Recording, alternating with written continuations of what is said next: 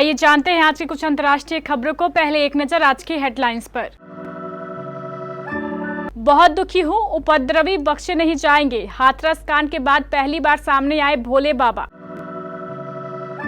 मुआवजे और बीमा में फर्क, शहीद के परिवार को सिर्फ इंश्योरेंस का पैसा मिला। टोंक में भीषण बारिश से बाढ़ जैसे हालात, टूट गया बांध, स्कूल और घरों में घुसा पानी। ब्रिटेन की जनता को लेबर पार्टी से क्या उम्मीदें, कंजर्वेटिव पार्टी के खिलाफ क्यों आया जनादेश। जानलेवा हुई बिहार की बारिश, 11 की मौत, आज इन जिलों में होगी भारी बरसात। गाजा के खान यूनिस में इजरायली सेना का कहर, 17 फिलिस्तीनियों की मौत, मारा गया आईडीएफ का एक जवान। दुनिया का सबसे बड़ा कर्जदार देश कौन? एलन मस्क, सुन ले क्या कह रहे नितिन गडकरी। कल की बॉक्स ऑफिस पर मचा रही धमाल, 9वें दिन भी की जमकर कमाई। और पहले टी20 में भारत को मिली हार, दक्षिण अफ्रीका ने 12 रनों से जीत हासिल कर खराब किया खेल। हाथरस भगदड़ के बाद सूरजपाल उर्फ भोले बाबा उर्फ नारायण साकार विश्वहरि पहली बार मीडिया के सामने आए हैं। बाबा ने मीडिया के सामने बयान दिया है। उसने कहा है कि 2 जुलाई की घटना से बहुत दुखी हूं। बाबा ने कहा है कि भगवान हमें इस दर्द को सहने की शक्ति दे। सूरजपाल उर्फ भोले बाबा ने कहा है कि कृपया सरकार और प्रशासन पर भरोसा रखें। मुझे विश्वास है कि जिसने भी अराजकता फैलाई है उसे बख्शा नहीं जाएगा। बाबा ने कहा है कि मैंने अपने वकील AP सिंह के माध्यम से समिति के सदस्यों से अनुरोध किया है कि वे शोक संतप्त परिवारों और घायलों के साथ खड़े रहे और जीवन भर उनकी मदद करें। लोकसभा में विपक्ष के नेता राहुल गांधी ने शुक्रवार को एक वीडियो जारी कर कहा कि शहीद अग्निवीर अजय कुमार के परिवार को अभी तक सरकार की ओर से कोई मुआवजा नहीं मिला है। उन्होंने कहा है कि मुआवजा और बीमा में फर्क होता है। राहुल ने कहा है कि शहीद के परिवार को सिर्फ बीमा कंपनी की ओर से भुगतान किया गया है। उन्होंने कहा है कि सरकार की ओर से जो सहायता शहीद अजय कुमार के परिवार को मिलनी चाहिए थी वो नहीं मिली है। कांग्रेस सांसद ने कहा है कि देश के लिए जाने जाने वाले हर शहीद के परिवार का आदर किया जाना चाहिए, लेकिन मोदी सरकार उनके साथ भेदभाव कर रही है। सरकार कुछ भी कहे, यह राष्ट्रीय सुरक्षा का मामला है और मैं इसे उठाता रहूंगा। इंडिया गठबंधन सेना को कभी कमजोर नहीं होने देगा। इससे पहले राहुल गांधी ने 3 जुलाई को आरोप लगाया था कि रक्षा मंत्री राजनाथ सिंह ने संसद में शहीद अग्निवीरों के परिवारों को मुआवजा के मुद्दे पर झूठ बोला था। राजस्थान में सक्रिय हुए मानसून के बाद टोंक जिले में पहली ही बारिश ने बाढ़ जैसे हालात पैदा कर दिए हैं। यहां पहली बारिश ने मालपुरा उपखंड में भारी तबाही मचाई है। रात करीब 8 बजे से दोपहर 3 बजे तक जिले में सर्वाधिक 335 मिलीमीटर बारिश रिकॉर्ड की जा चुकी है। इसके बाद भी बारिश जारी है। मालपुरा कस्बे के बीचों बीच स्थिति PM श्री बालिका उच्च माध्यमिक विद्यालय भवन के सभी कमरे जलमग्न हो गए हैं। विद्यालय के बाहर चौक में भी घुटने तक पानी भर जाने से वहां अघोषित रूप से छुट्टी कर दी गई है। सहोदरा नदी के उफान का पानी चांदसेम गांव में घुस जाने से कई मकान धाराशाही हो गए हैं। भारी बारिश के बाद सहोदरा नदी के बहाव में फंसे 3 लोगों को बचाने के बाद एक पिकअप बहाव में बह गई, जिसे कड़ी मशक्कत के बाद भी नहीं निकाला जा सका।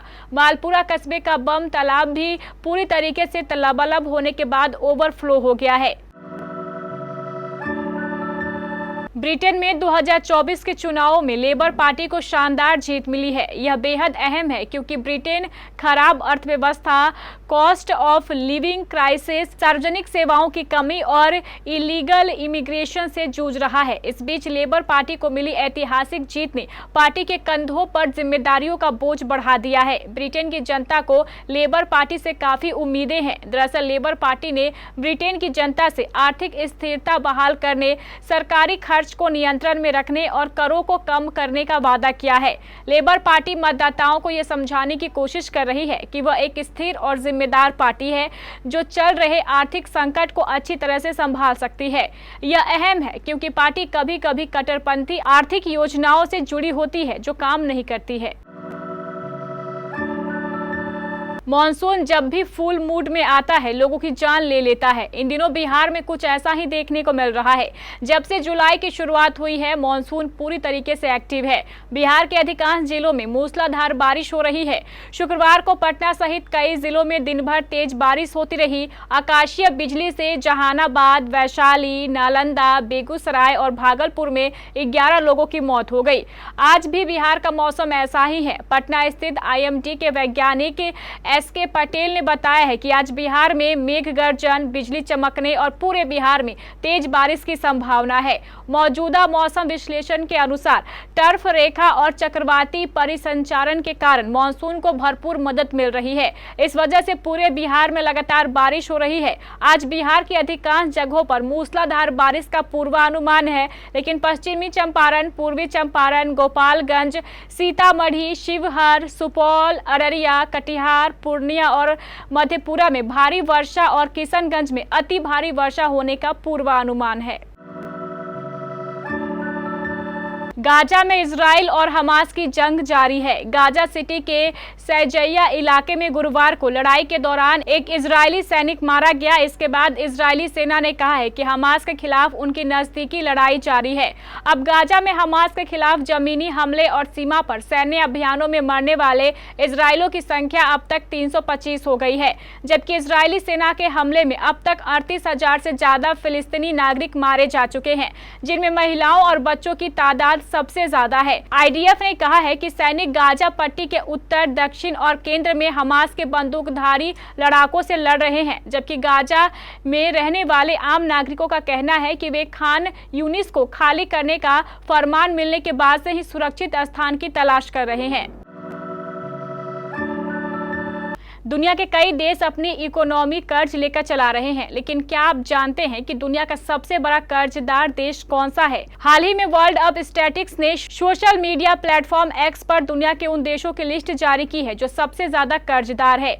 इस लिस्ट में टॉप 10 देशों में अमेरिका, चीन, Japan, United kingdom, France, Italy, Bharat, Germany, Canada और ब्राजील शामिल है। दुनिया के सबसे बड़े कर्जदार देशों में अमेरिका पहले नंबर पर है।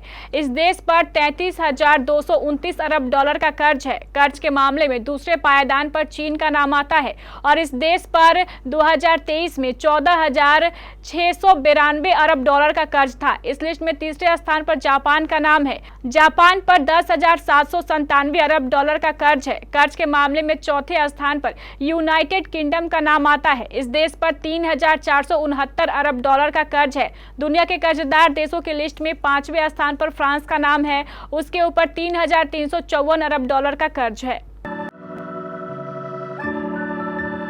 केंद्रीय मंत्री नितिन गडकरी ने भारत के ऑटोमोबाइल सेक्टर को लेकर बड़ी भविष्यवाणी कर दी है। उन्होंने उम्मीद जताई है कि अगले 5 सालों में भारत दुनिया का दूसरा सबसे बड़ा ऑटोमोबाइल मैन्युफैक्चरिंग डेस्टिनेशन बन जाएगा। बजाज ऑटो की CNG से चलने वाली फ्रीडम 125 की लॉन्चिंग पर गडकरी ने देश में ऑटोमोबाइल सेक्टर के भविष्य की सुनहरी तस्वीर पेश की। केंद्रीय मंत्री गडकरी ने यह बात ऐसे समय में कही है जब एलन मस्क की टेस्ला का भारत आने का प्रोग्राम करीब कैंसिल हो चुका है। कुछ मीडिया रिपोर्ट के अनुसार टेस्ला के पास भारत में निवेश के लिए पर्याप्त पूंजी नहीं है। इसके चलते उसने अब भारत आने की योजना को रद्द कर दिया है। कंपनी ने भारत सरकार के अधिकारियों से इस बारे में बात करना बंद कर दिया है।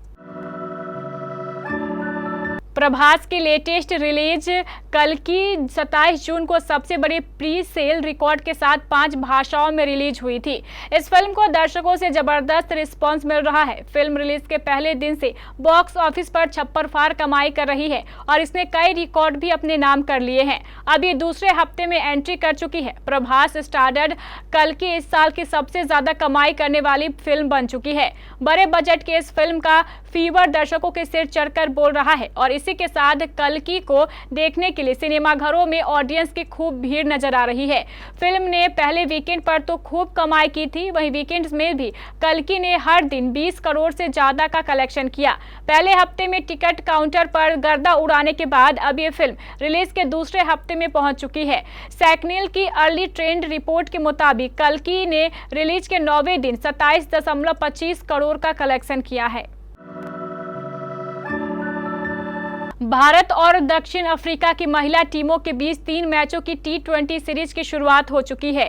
सीरीज का पहला मैच 5 जुलाई शुक्रवार को चेन्नई के MA चिदंबरम स्टेडियम में खेला गया, जिसमें हरमनप्रीत कौर की कप्तानी वाली टीम इंडिया को हार झेलनी पड़ी। मुकाबले में दक्षिण अफ्रीका ने 12 रनों से जीत हासिल की। अफ्रीका के लिए तजमीन ब्रिट्स ने 56 गेंदों में 10 चौके और 3 छक्कों की मदद से 81 रनों की पारी खेली। मुकाबले में भारत ने टॉस जीतकर बॉलिंग करने का फैसला किया, जो उनके लिए बिल्कुल भी ठीक साबित नहीं हुआ।